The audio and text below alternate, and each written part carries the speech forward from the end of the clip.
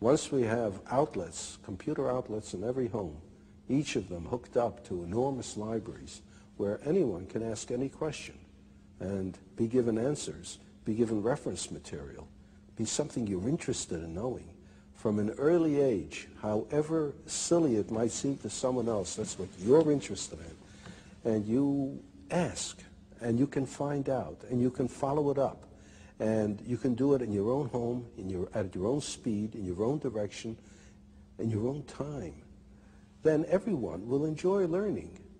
Nowadays, what people call learning is forced on you, and everyone is forced to learn the same thing on the same day at the same speed in class. And everyone is different. For some it goes too fast, for some too slow, for some in the wrong direction. But give them a chance, in addition to school, I don't say we abolish school, but in addition to school, to follow up their own bent from the start.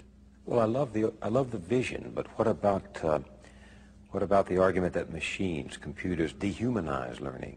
Well, as a matter of fact, it's just the reverse.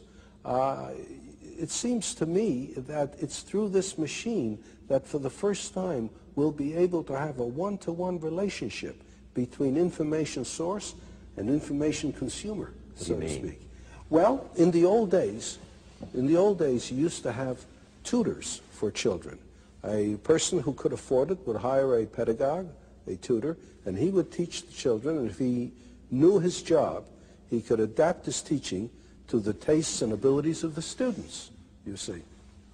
But how many people could afford to hire a pedagogue?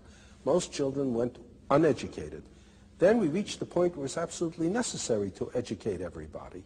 But the only way we could do it is to have one teacher for a great many of students, and in order to organize the situation properly, we gave them a curriculum to teach from.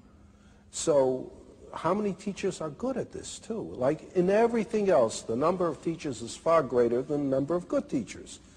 So we either have a one-to-one relationship for the very few or a one-to-many relationship for the many. Now there's a possibility of a one-to-one relationship for the many.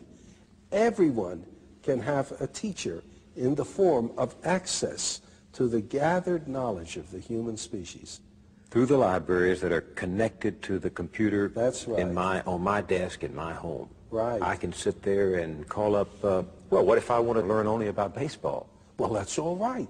You learn all you want about baseball, because the more you learn about baseball, the more you might grow interested in mathematics to try to figure out what they mean by those earned run averages and the batting averages and so on.